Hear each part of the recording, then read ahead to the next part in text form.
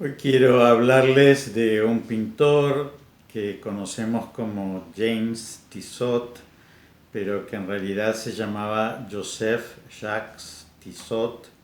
Era un pintor francés que nació en 1839, 36, perdón, y murió en 1902 y que hizo un periplo muy interesante, como es Dios, ¿no es cierto?, que siempre dice la última palabra, porque siendo que empezó como un hombre de la provincia de Francia, hijo de una mujer muy religiosa, pero de repente queda deslumbrado por ese París, ya que terminó todo el tiempo del romanticismo y que empieza el momento de la Belle Époque, y ese París tan extraordinario, tan fastuoso, en el cual él queda deslumbrado y entonces se aparta un poquito de Dios, pero después en un momento toca fondo en su vida y vuelve a Dios y vuelve a hacerlo de una manera extraordinaria, porque fíjense que tiene más de 700 pinturas religiosas, muchas de ellas describiendo la vida de Jesucristo en todos sus detalles y otras que pintó ya cuando falleció, en donde trataba de retratar el Antiguo Testamento.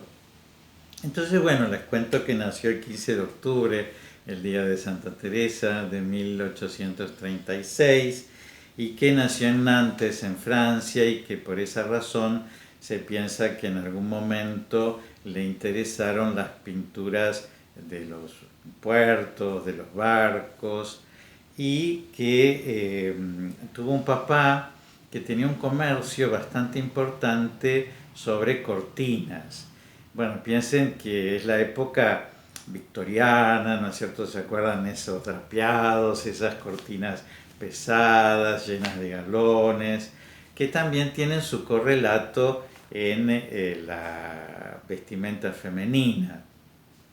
Y su mamá, que era una ferviente católica y que le transmitió, ¿no es cierto?, ese amor por Jesucristo, hacía sombreros. Entonces, evidentemente, cuando él llega a París, que es ese París tan extraordinario, con mujeres tan bellas y tan bien vestidas y con sombreros tan extravagantes y tan extraordinarios, él tiene todo este background, ¿no es cierto?, de su casa, y entonces queda como deslumbrado por la mujer.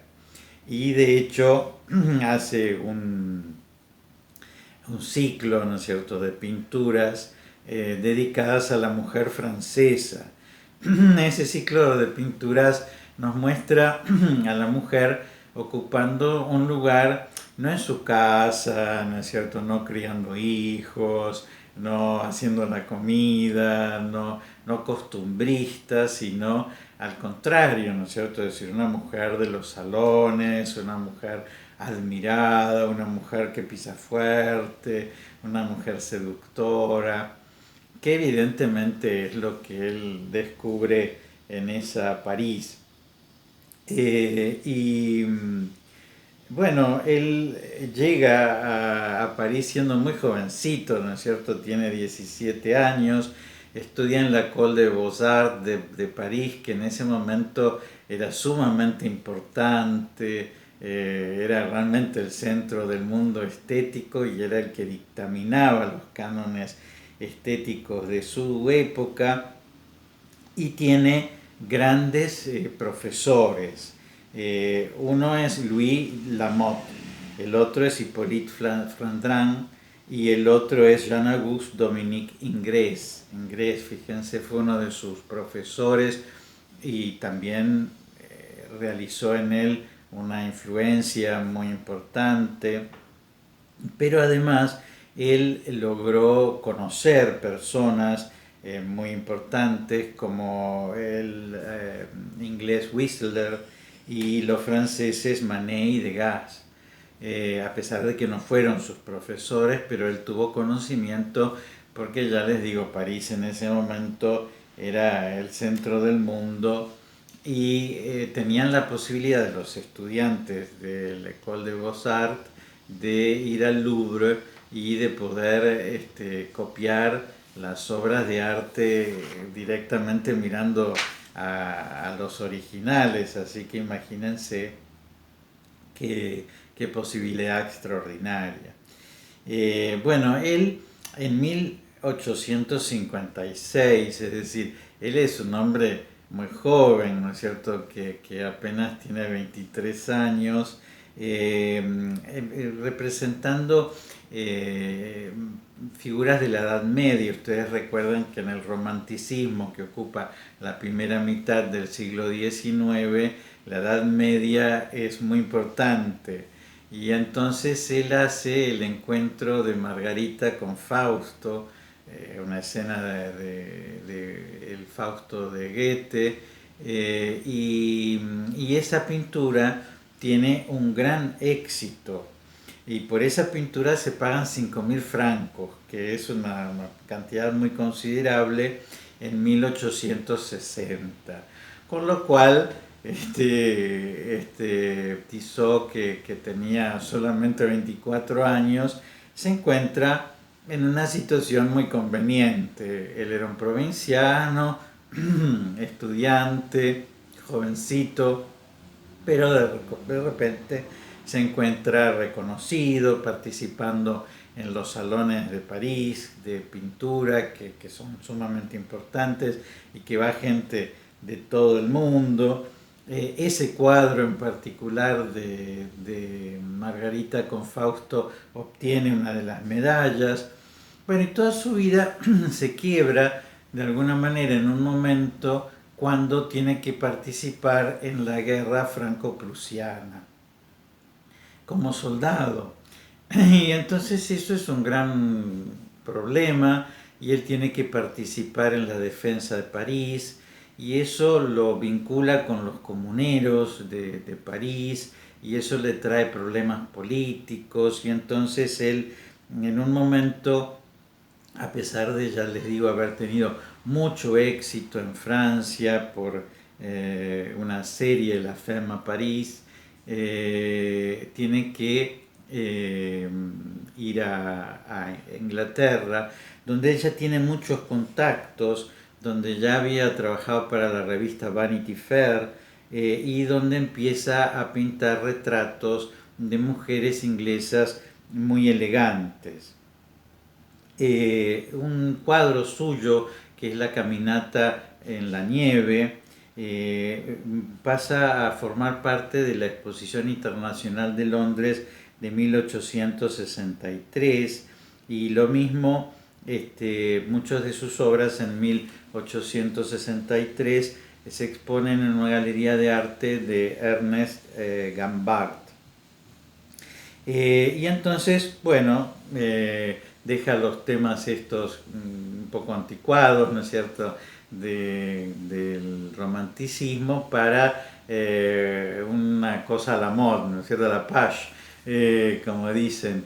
Es decir, empieza a pintar como ese último grito de la moda, el sombrero más exótico en esta mujer o en esta otra.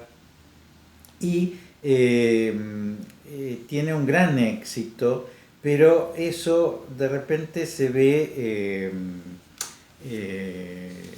no sé, enfrentado a una situación particular. Él en 1872, es decir, imagínense, es un hombre muy joven, que tiene 30 y pocos años, logra comprar una casa muy importante en St. John's Wood y vive muy bien, está en una situación muy próspera, es un hombre soltero, pero se enamora de una modelo suya que tiene solamente 21 años, que está separada, que es muy bonita, que se llama Kathleen Newton, y que se va a vivir a su casa en condición de modelo, ¿no es cierto?, de sus pinturas, pero bueno, todo el mundo sabe que es su amante, y en el año 1876 Es decir, cuando Tissot tiene 40 años, pero esta jovencita tiene 22 años,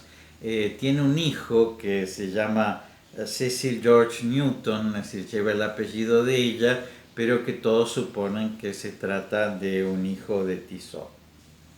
Bueno, eso es un gran escándalo. Muchas de las personas encumbradas en Londres de su época dejan de pedirle a él que haga los retratos de su esposa porque es considerado una persona que actúa muy mal, que tiene una protegida de solo 22 años en su casa, con la cual tuvo un hijo, con la cual no se casa, y bueno, eso es un escándalo muy feo para la época. Pero fíjense ustedes que evidentemente es una historia de un amor, ¿no es cierto? Porque ella se enferma gravemente de tuberculosis y él la cuida hasta el último momento. Ella muere en 1882, es una chica muy joven todavía en el momento de su muerte.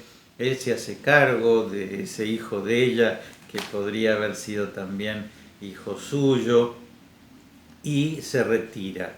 En esa casa se retira de la pintura, porque es un hombre que, no sé, conoció la gloria, pero tocó fondo en su vida, ha perdido, ¿no es cierto?, toda esa buena reputación que tenía, y entonces se retira a un ámbito privado. Pero años después, cuando él ya tiene 60 años, es decir, fue un periodo largo de reflexión y de ausencia, él hace 700 acuarelas y dibujos ilustrando la vida de Jesús y del Antiguo Testamento. Regresa a París, 350 de esos dibujos los muestra en París, los muestra en Londres. Una editorial, Le Mercier de París, le paga 1.100.000 francos por esa colección, porque esa colección pasa a ilustrar un libro que es la vida de Jesucristo. Es decir, que vuelve a tener una gran importancia a través de una pintura religiosa muy descriptiva. Él viaja a Palestina para conocer el lugar donde vivió Jesús. Es una Palestina que todavía tiene muchos signos de la vida de Jesús, que no ha sido transformada como la Palestina que conocemos hoy cuando viajamos a Israel. Y entonces él logra muchos aspectos de la fauna, de la flora, de la forma de vestir, de los rasgos, ¿no es cierto?, de las personas, que son muy conmovedoras. Tiene una figura de Jesús que es particularmente conmovedora, que es simplemente un detalle de una de sus pinturas, pero pareciera como que Jesús nos estuviera mostrando su sagrado corazón.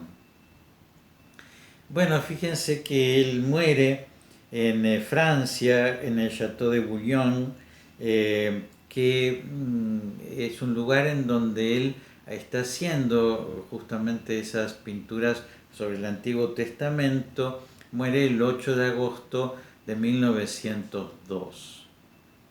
Pero en la mitad del siglo XX tiene un gran éxito, es decir, ya muerto, tiene un gran éxito Tissot por esas pinturas de esa Belle Époque francesa, tan linda, tan aristocrática, tan estética, tan bon vivant, ¿no es cierto?, que nos retrata. Y entonces tiene un éxito bastante contemporáneo, por decirles, con nosotros, a través de esa obra. Por eso algunas veces cuando uno dice James Tissot piensa en ese pintor frívolo, y otras veces cuando uno dice James Tissot piensa en ese ilustrador increíblemente religioso y piadoso de la vida de Jesús, ¿no? Y bueno, esta es la paradoja que tiene la vida y la vida cristiana, que tantas veces, así como el recaudador de impuestos terminó siendo el evangelista San Mateo, o la prostituta de la cual se habían echado 7 demonios terminó siendo la primera que anunció a Jesús resucitado, o la mujer que había tenido 5 maridos y que el que ahora vivía con ella no era su marido, la samaritana dejó la tinaja con la que iba a buscar agua para proclamar que había encontrado al Mesías, ¿no es cierto? Esas conversiones tan lindas. Me gustaría hacer un ciclo particularmente contándole estas conversiones. Esto podemos verlo en este pintor. Y claro, las obras de arte tienen de bueno que dejan plasmado en colores y en formas lo que pasaba en, en sus autores, lo que pasaba en el corazón de sus autores. Y este hombre tan enamorado de la belleza de la mujer en ese máximo esplendor que podía tener en París en esos años, ese hombre tan enamorado de esta mujer que conoció en Inglaterra, pero que también vio morir de tuberculosis tan transformada en la plena juventud. Este hombre se dio cuenta que había una belleza que va a permanecer para siempre, que es la belleza que nos viene a mostrar Jesucristo, ¿no? Y terminó enamorado de esa belleza, de la belleza de Dios. Así que les doy la bendición, que Dios los bendiga y los proteja en el nombre del Padre y del Hijo y del Espíritu Santo. Amén.